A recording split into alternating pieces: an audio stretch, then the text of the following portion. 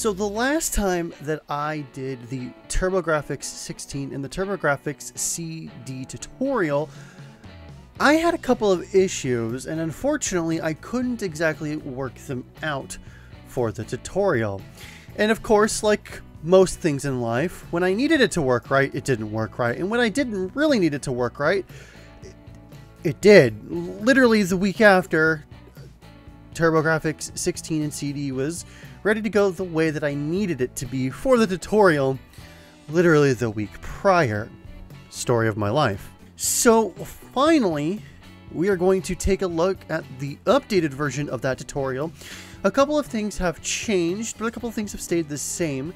So for the most part, if you saw the last tutorial, you're gonna probably notice a few key differences, but for the most part, if you are already set up with TurboGrafx-16 and CD, chances are you're still good to go. So don't go freaking out and worrying that something has majorly changed, like from the first Saturn tutorial to the second Saturn tutorial, for example. Hi, my name is Brad, and today on Unbroken Software Studio Tutorials, I will show you how to get the TurboGrafx-16 and TurboGrafx-CD set up and ready to go. And this does supplant the original TurboGrafx-16 and CD tutorial. So if you are watching this first, there is absolutely no need to go back and watch the first one unless you're just morbidly curious. So first things first is we need to go ahead and download the RetroArch emulator. And if you already have RetroArch downloaded, you are good to go. However, if you are relatively new to RetroArch or you don't have the download, let's go ahead and grab it. So we are going to go to the Nightly's button here at the top of the website. And then since LaunchBox only runs on Windows, we are going to, of course, just go to the Windows section. You're going to want to go into the x86 or the x86_64 for the 32-bit version of Windows, and then for the 64-bit version of Windows. So x86 is 32-bit, and 86_64 is 64-bit. If you don't know what bit your operating system is, you should probably do some Googling on how to figure that out. For me, I'm going to be downloading the 64-bit version. Here at the bottom where it says RetroArch.7zip, this is the complete package with the most recent EXEs and DLLs, but not the most recent cores. This doesn't include any of the cores. If you want to just update your EXEs and you run the online updater quite often, you use the online updater to update your cores and your asset files and your database files and all that good stuff, really all you need are the EXE files, which are here. You would download these, you put the 2 new EXE files into the original folder, you overwrite them, and you're good to go. Personally, I like to download the entire package, so that's what we're going to go ahead and do right now. So I'm going to go ahead and download it to this folder, and I'm going to name it RetroArch 11/10/16 to denote today's date. It's also the date that it was built. With that downloaded, opening it up, you can see all the files. So I'm going to take the 7-zip file, right click, extract to RetroArch 11/10/16. It's going to go ahead and extract all those files into its own folder. Now, if you are just downloading RetroArch for the first time, you're good to go for this next part. However, if you are updating RetroArch like I am, I'm updating from 10.13.16 to 11.10.16. I'm going to open up my old folder. Then I'm going to go ahead and take my RetroArch.cfg. I'm going to click on it. I'm going to hold Control, and then I'm going to click on System. I'm going to click on Config, and then I'm going to click on Cores as well. Then I'm going to take right click and cut these files, and then I'm going to open up the new folder, and I'm going to go ahead and paste them in here, and I'm going to replace anything that it asks me to. So I've essentially taken my custom config files from the config folder, all the cores that I downloaded, though I'm going to be updating them through the online updater anyways, so you can theoretically not need to carry these over.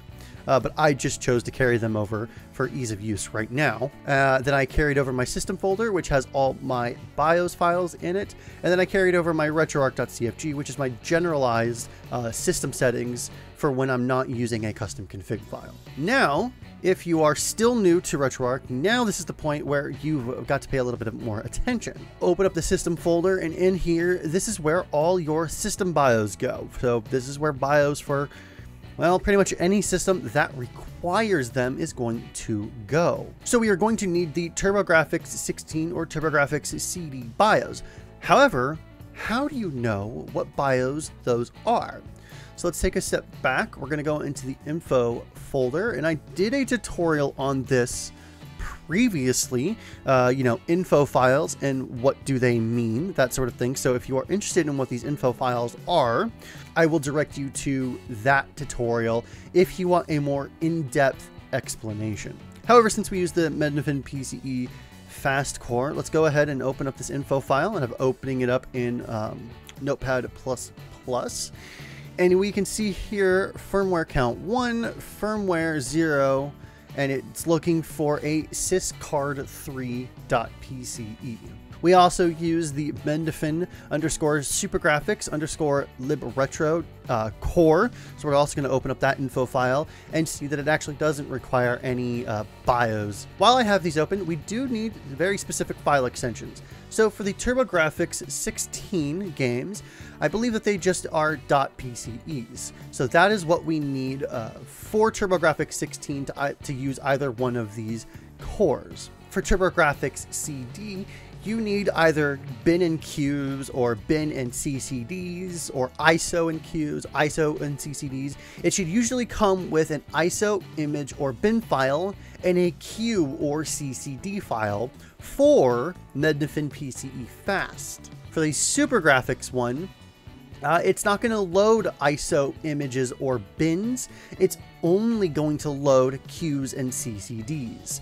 And then, of course, it also has the added SGX for SuperGrafx specific file extension games. So back in the system folder, I have a syscard3.pce file here, and this one is 384 kilobytes. Yours could be 256 kilobytes. However, I believe mine is a modified and patched BIOS, so do keep that in mind. You are going to need to use Google or Bing or any type of search engine to look for these BIOS online, and you're going to place the syscard3.pce in the system folder named exactly the same way that it is here, with the same case sensitivity. With all that set up back in LaunchBox, now we need to import our games. So we're going to go to Tools, Import, ROM Files. We're going to click Next, Add Files, and we're going to navigate to where we have our TurboGrafx-16 games. So they are all in PCE file extension formats, but I do believe that I have some save files in here. So I'm going to type in the top right search box. Yeah, I do have some SRMs in here. I'm going to type *PCE, and then it's going to filter out all of the files in this folder and only show me the PCE files and not the SRMs. I'm going to click on a game, Control-A to highlight them all. We're going to click Open. Then we're going to click Next, Platform for Imported ROMs. We are going to go down to the TurboGrafx-16. We're going to keep the platform at the default name. We're going to click Next. Now we're going to choose an emulator, and this drop-down box may be empty for you. If it is, go ahead and click Add. If you already have RetroArch inside of LaunchBox, go ahead and select it from the drop-down menu, and then click Edit.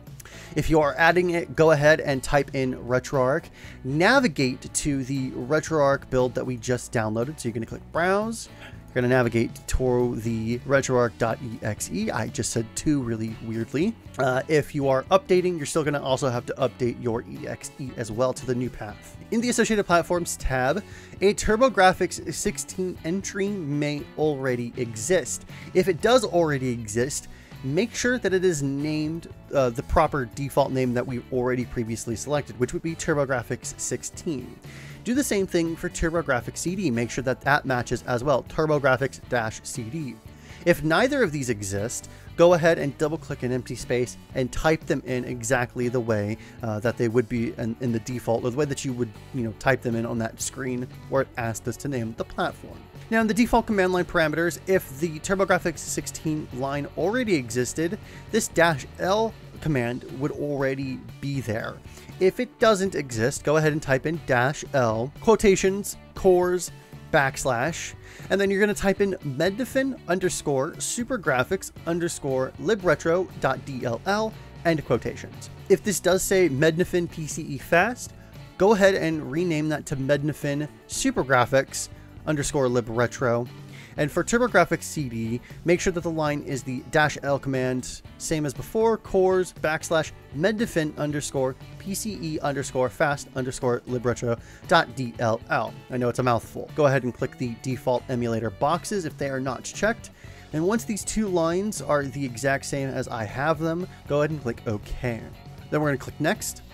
Use the files in their current location. We're going to keep the box checked for the LaunchBox Games database. We are going to download all of this metadata and media. And then we are going to also parse emu movies. It's going to log us in.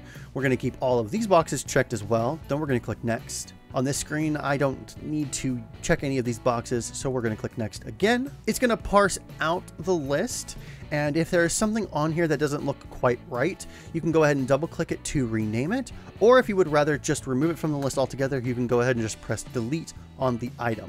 Once you've finished that, go ahead and click Finish. Now, it should import and download all of your games and find as much metadata and images as it can, and as you can see, obviously it's not complete. The database, isn't 100%, but there's quite a bit here as is. So now we're going to go ahead and add the TurboGrafx-CD. So we're going to go back to Tools, Import ROM Files. We're going to click Next, Add Files.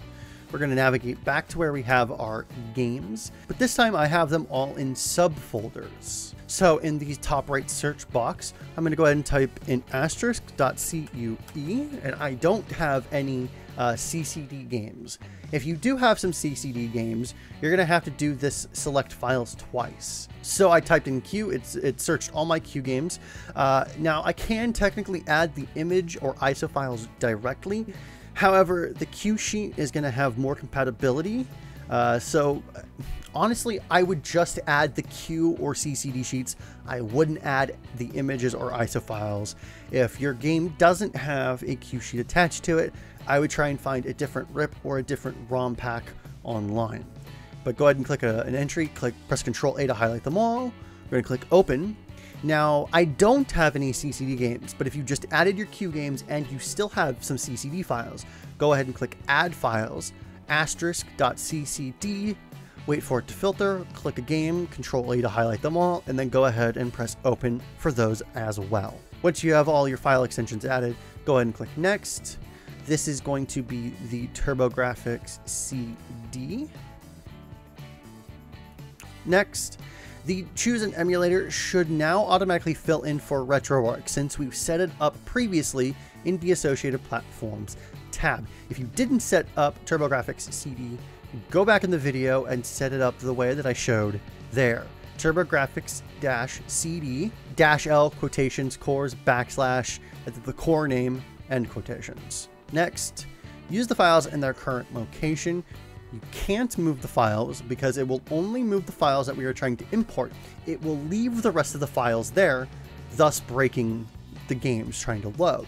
So use the files in their current location. We're going to browse the LaunchBox Games database. We're going to browse emu movies. And on this screen, I'm now going to check the box Use folder names instead of ROM file names for game titles, because some of my files may be titled oddly, and I know that all of the folder names are titled properly. So I'm going to go ahead and use that. We're going to click Next. Same deal, edit the name or delete an entry if you see anything out of place.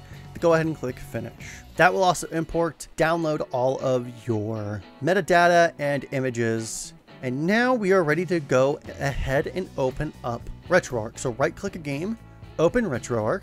Okay, well, I was going to tell you how to use your arrow keys and Z and X, but apparently they changed that. So the default used to be arrow keys, Z and X.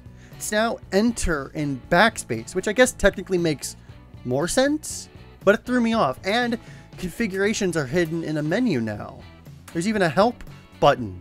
Basic pen controls, what is it? Okay, again, caught on a tutorial. RetroArch updated, and I had no clue, and it's now totally different than I remember it. Anyways, with your arrow keys, go down to Online Updater and press Enter. Go to Core Updater. We're going to go all the way down to PC Engine, and this is what it was called in Japan. So it was TurboGrafx over here in North America, and in Japan it was the PC Engine. So we're going to go down to the PC Engine SuperGrafx. We're going to press Enter to download the SuperGrafx core, and then we're going to go ahead and press Enter and download the Mednafen PCE core as well. With the cores downloaded, the associated platform's default command line parameters set, we should now be good to go. So let's go ahead and launch a game.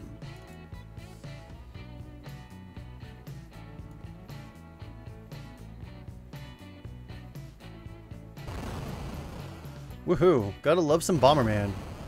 All right, there we go. So TurboGrafx-16 is loaded up on with the SuperGrafx core.